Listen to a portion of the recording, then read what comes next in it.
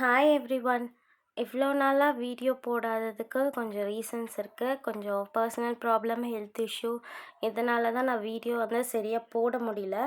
இப்போ எல்லாம் கொஞ்சம் ஓகேவாக இருக்கிறதுனால சரி நம்ம மறுபடியும் வீடியோ ஸ்டார்ட் பண்ணிடலாம் அப்லோட் பண்ணுறதுக்குன்னு சொல்லி தான் ஒரு பாசிட்டிவாக இருக்கட்டுமேன்னு சொல்லி கோவில் விலாக்லேருந்து ஸ்டார்ட் பண்ணியிருக்கேன்.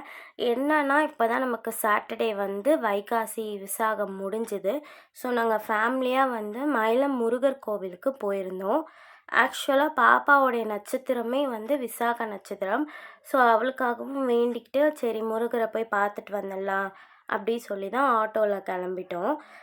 என்னென்னா மார்னிங் வெயில் கொஞ்சம் ஜாஸ்தியாக இருக்கும். அதனால் நம்மளால் எதுவும் கேரி பண்ணிட்டு போகிறதுக்கும் கஷ்டமாக இருக்கும் சொல்லி தான் நாங்கள் ஈவினிங்காக பிளான் பண்ணி போனோம். பட் எல்லோரும் அதான் நினச்சிருப்பாங்க போல். செம்ம கூட்டமாக இருந்துச்சு. நாங்கள் எப்பயுமே நார்மல் க்யூவில் தான் போவோம். நிறைய கூட்டம் தான் இருந்துச்சு.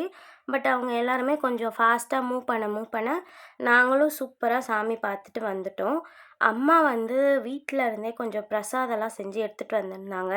தயிர் சாதம் எடுத்துகிட்டு வந்தாங்க. செம்ம டேஸ்ட்டாக இருந்துச்சு. அதையும் நல்லா சாப்பிட்டுட்டு எனக்கும் எங்கள் அக்காவுக்கும் சின்ன வயசுலேருந்தே ஒரு பழக்கம் என்னென்னா, எப்போ நாங்கள் மயிலம் முருகர் கோவில் போனாலுமே மஸ்ட்டாக வாங்குகிற 2 பொருள் என்னென்னா, பொரி உருண்டையும் பொரி பாக்கெட்டும் தான்.